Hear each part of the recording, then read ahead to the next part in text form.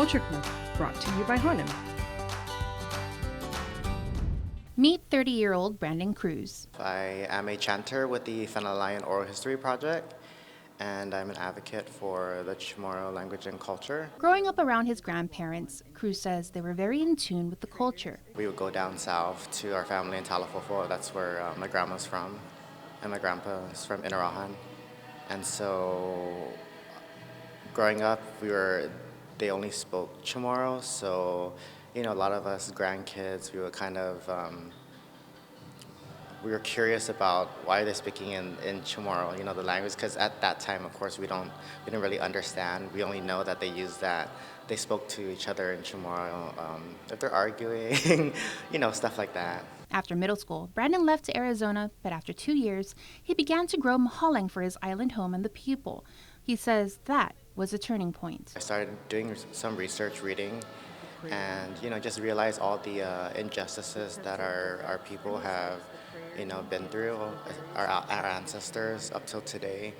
And it made me want to come back home and contribute and be a part of something greater, take an active role and be that change in our community. And I came back and joined the Phenolian Oral History Project, Guma Paluli. How he came about ePhenolian was online, visiting guamgifts.com. There was a ePhenolian CD as well as Tautatanu, and so I bought both CDs, and I kind of was curious about Guma Paluli, the ePhenolian CD. It was so different, so unique, the sound. I've never heard it before.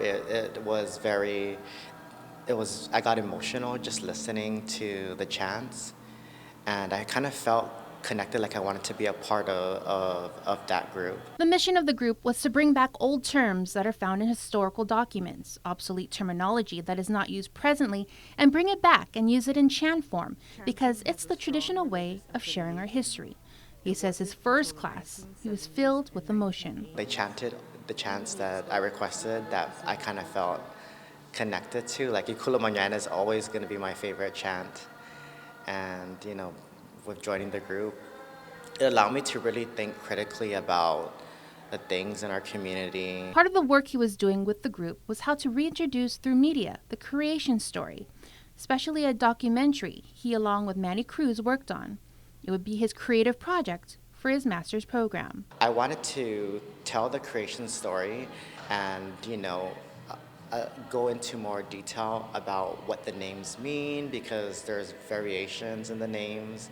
Fuuna, Funya, Futna, Fauna, and it didn't make sense that, we have this beautiful creation story that honors our first ancestors, and there's no one true name that, the community is perpetuating. Cruz said he pursued this documentary project in due part to Jeremy Cepeda and Master Chanter Leonard Iriarte. They allowed me to understand and make that connection, and really it made me feel like that's truly it. What we needed to do is kind of look at these terms, be word detectives, and really, make sense of it. He is grateful to continue to push for something that he knows is true and accurate. I've been, focused on this project, this creation story for years. It's not something overnight, and I'm very thankful for ePhenolian Oral History Project for allowing me to better understand and make sense of it.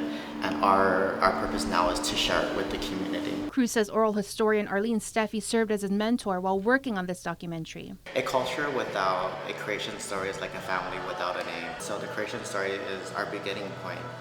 And with Fortna and Pontan, the names are very symbolic. Fortna meaning first, ahead, or origin.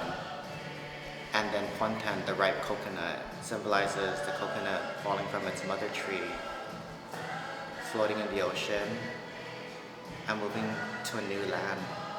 And that's really the symbolism behind the names. And it truly makes sense. He says the work never ends. He continues to go through historical records and compile all the variations and spellings. It's really a collaborative effort with Leonard Iriarte, with Jeremy Cepeda, And you know, it's a community effort to push this out. And I thank Artie and Steffi for helping me and being my mentor for the documentary for my project, and for Dr. Laura Sauter as well for really pushing it. And although Cruz is currently a branch manager for Bank of Guam in Kosrae and is away from the island, he brought with him all his books and has projects in the works. The main goal is just to continue pushing thought and content until everything is to everything is thought and content. There's no more variations. Culture Club, brought to you by Hanom.